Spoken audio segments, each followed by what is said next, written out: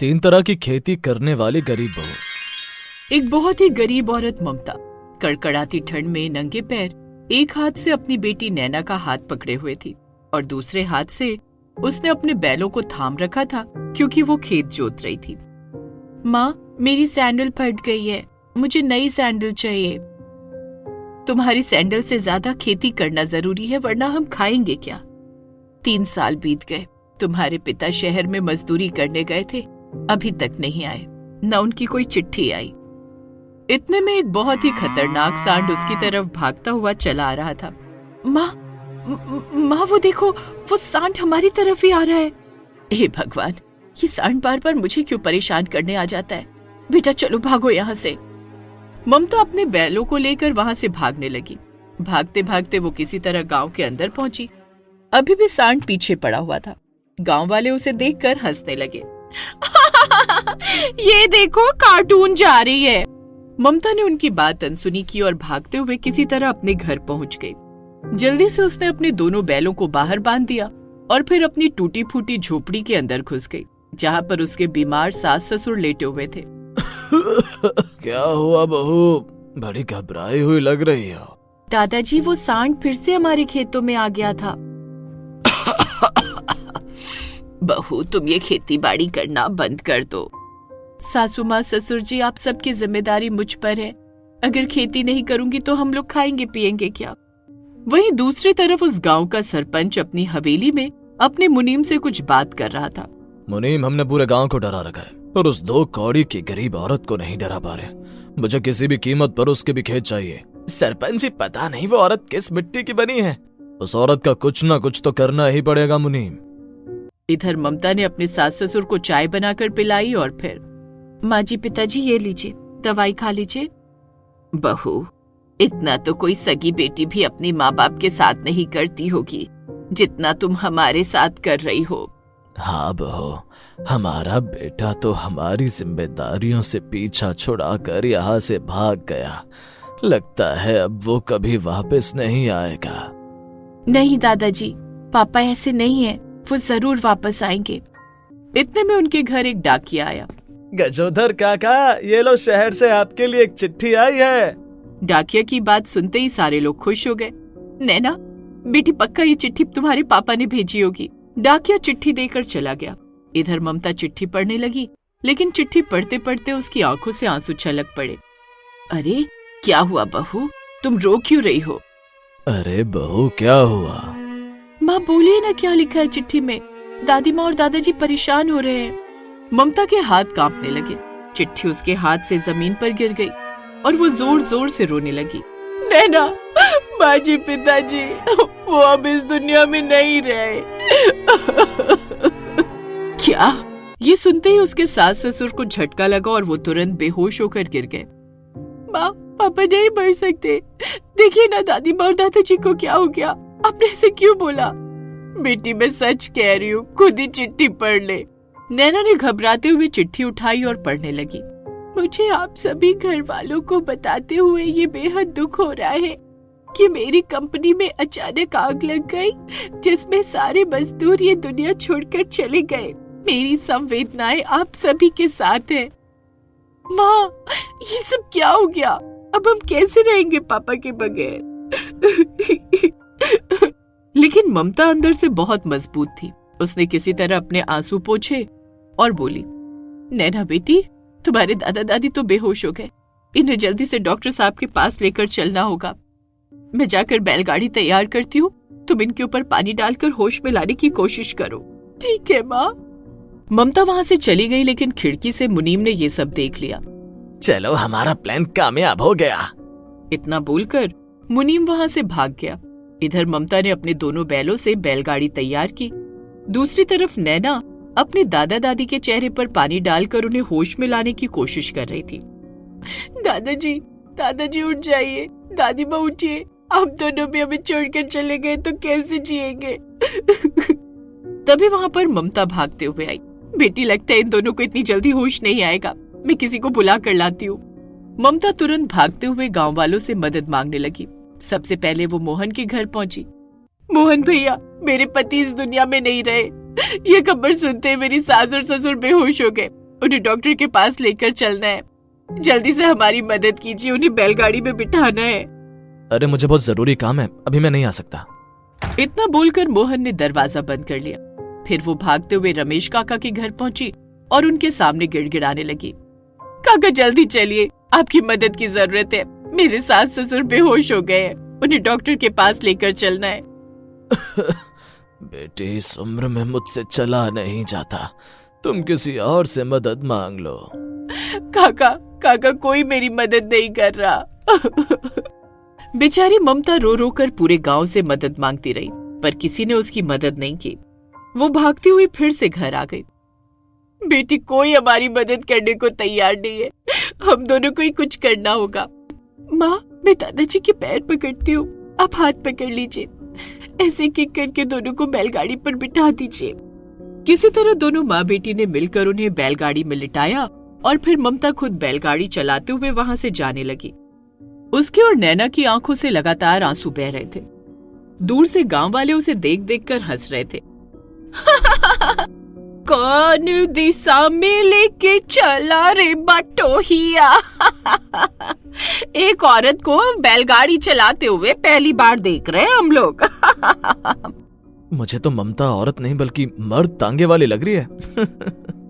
ममता ने किसी की बात पर ध्यान नहीं दिया और बैलगाड़ी चलाते हुए किसी तरह डॉक्टर साहब के पास पहुंच गई। कंपाउंडर ने उनकी मदद की और उन्हें स्ट्रेचर पर लिटाकर अंदर ले गए।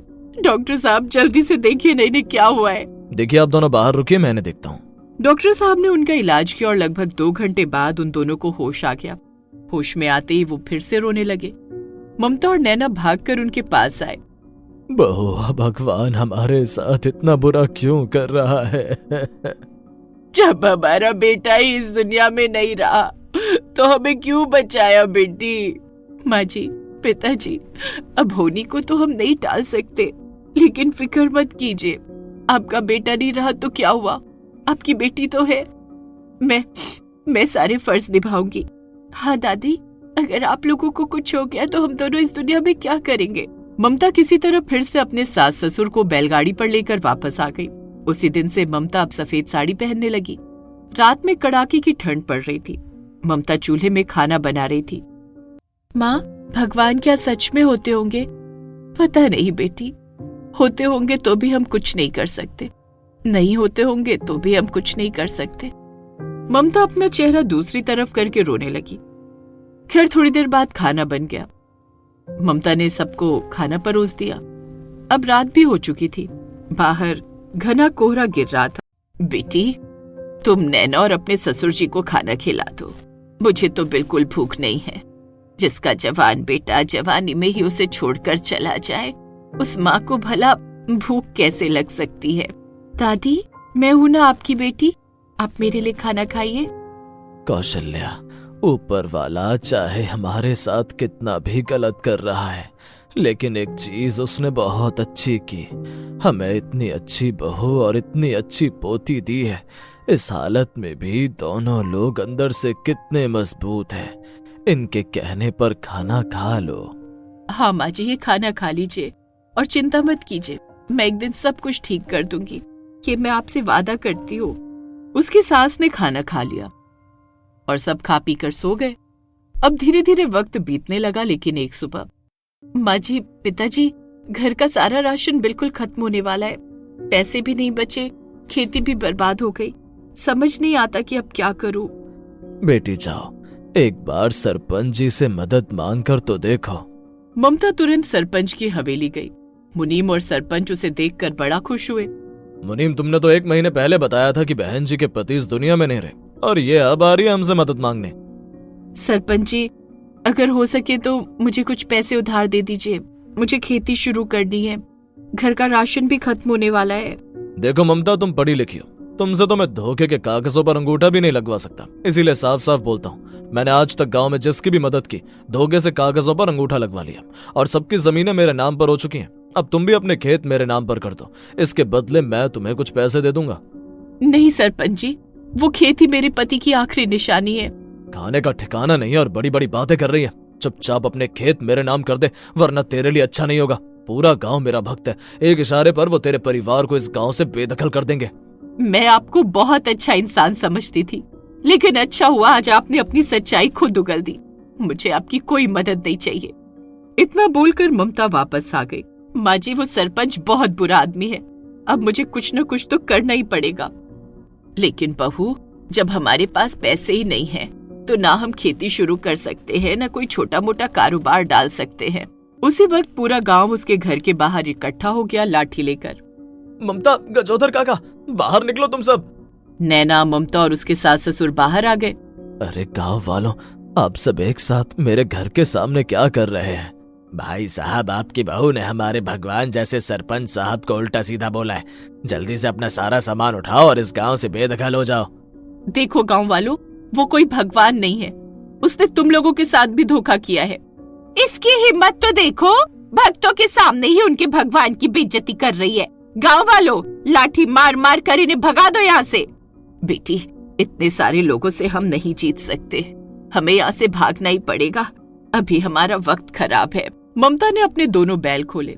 नैना ने घर का कुछ सामान उठाया, कुछ सामान उनके सास ससुर ने उठाया और वो लोग गांव से बाहर सीधा अपने खेतों में चले गए।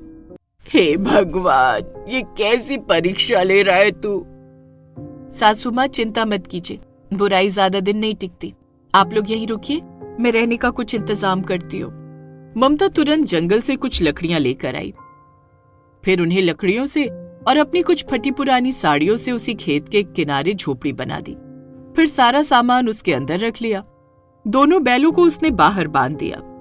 माँ, ऐसे वक्त पर भी आपका कितना दिमाग चल रहा है, हमें आप पर पूरा भरोसा है।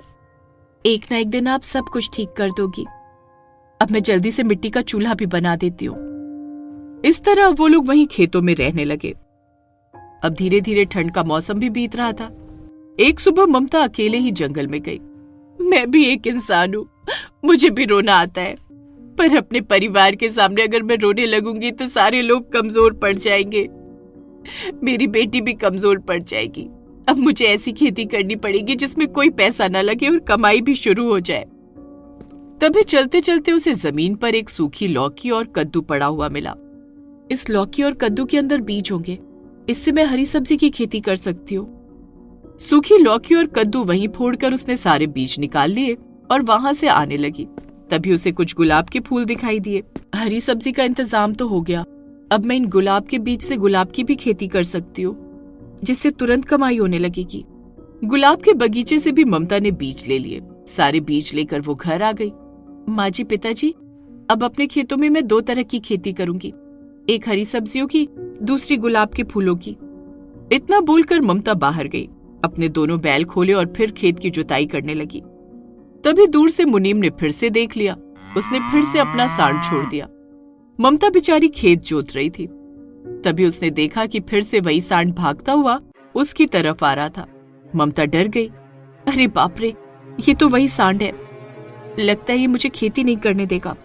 ममता वहां से भागने वाली थी कि तभी अचानक उसके दोनों बैलों ने खुद को किसी तरह आजाद किया और उस सांड पर हमला कर दिया। वो अकेला सांड उन दोनों बैलों के सामने नहीं टिक पाया और वहां से भाग गया। क्या बात है, जहां इंसान इंसान की मदद नहीं करता, तुम दोनों ने आज वो कर दिखाया। बैल बेचारे कुछ बोल तो नहीं सकते थे, लेकिन उनकी आंखों में ममता के लिए गहरा प्यार दिखाई देने लगा। सांड भागता हुआ मुनीम के पास तो गया, लेकिन वो उसके पास रुका नहीं और सीधा गांव से बाहर भाग गया। ये अचानक ममता के बैलों को क्या हो गया? खैर, ममता ने थोड़ी देर तो खेत जोता, लेकिन धीरे धीरे रात हो गई, इसलिए वो अपनी झोपड़ी में आकर खाना बनाने लगी। खाना पीना खाकर सब लोग सो गए, लेकिन तभी ममता को कुछ आवाजें सुनाई दी। ये तो मेरे दोनों बैलों की आवाज लग रही है, कहीं मेरे बैल सरपंच चुराने तो नहीं आया, देखना पड़ेगा। लेकिन जैसे ही ममता झोपड़ी से बाहर निकली, वैसे ही उसने देखा कि उसके दोनों बैल खुद ही खेत जोत रहे थे। ये देखकर ममता हैरान हो गई। ये क्या, मेरे दोनों बैल तो खुद ही खेत जोत रहे हैं। ममता अपने बैलों के पास गई और प्यार से उनके सिर पर हाथ फिराने लगी। दोनों बैलों की आंखों से आंसू छलक पड़े। ऐसा लग रहा था जैसे वो कुछ कहना चाह रहे हो, पर वो कुछ बोल तो सकते नहीं थे। मुझे पता है तुम दोनों मेरी मदद करना चाहते हो, तुम दोनों भी मेरी हालत देखकर दुखी हो रहे हो। मैं तुम दोनों को कैसे शुक्रिया अदा करूं, समझ में नहीं आता।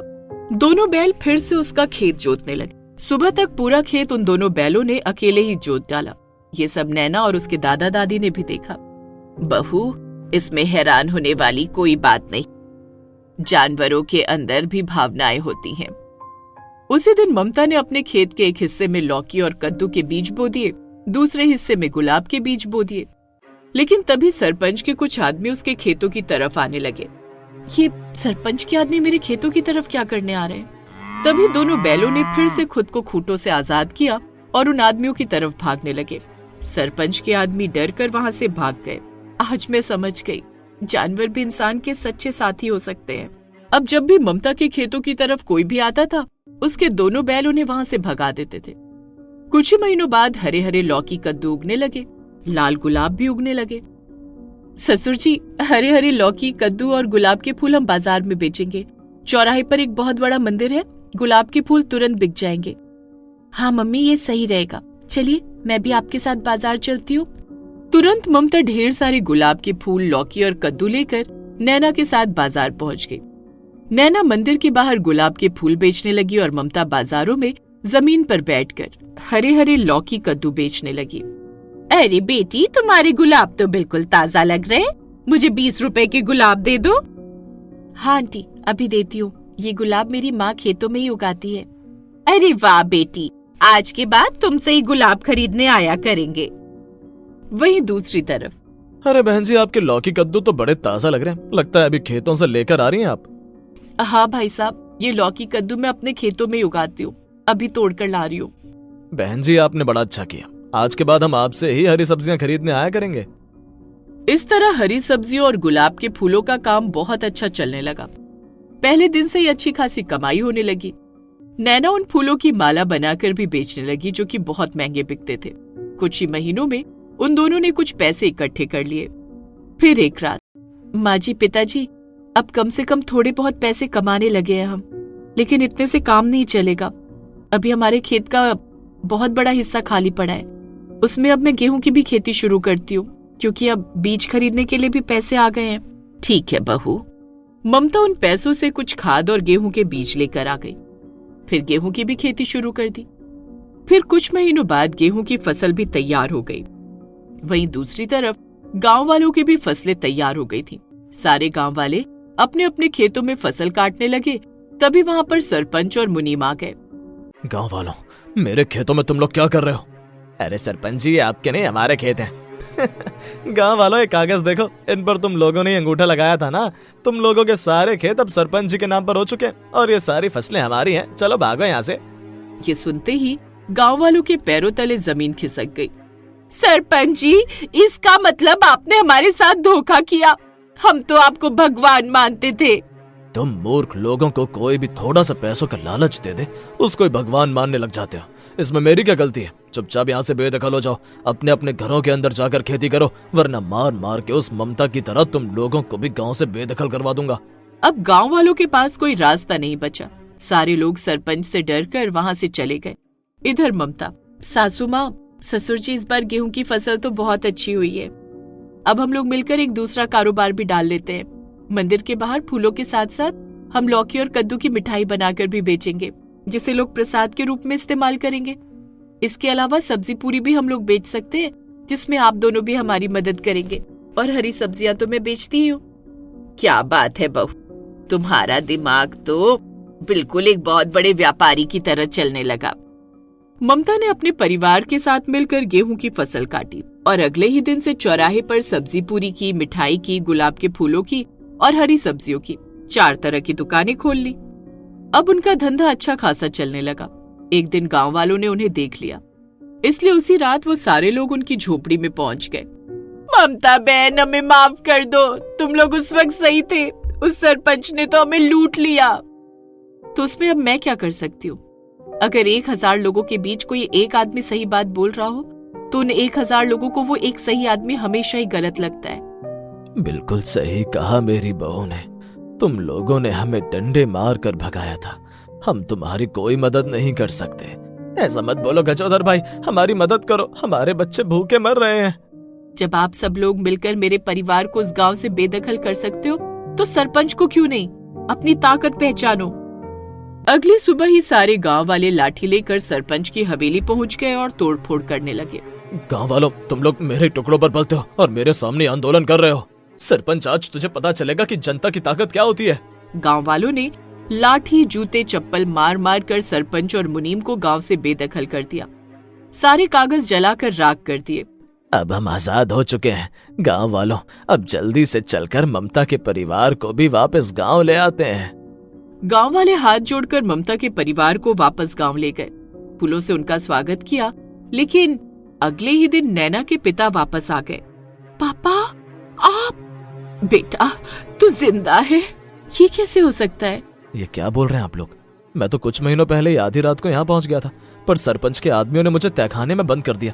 पर कल रात उस हवेली में कोई नहीं था, जिसका फायदा उठाकर मैं आ गया। पर तुमने सफेद साड़ी क्यों पहन रखी है? माँ, वो चिट्ठी सरपंच ने भेजी होगी। सही कहा बेटी, मैं आपको सब कुछ शुरू से बताती हूँ। ममता ने सारी बात अपने पति को बता दी। उनके पास पैसे तो आ ही गए थे, इसलिए कुछ ही महीनों में उन्होंने अपना घर भी अच्छा खासा बनवा लिया। उसके पति ने कारोबार और भी आगे बढ़ा दिया। अब पूरा गांव सुख और शांति के साथ खुशी खुशी रहने लगा।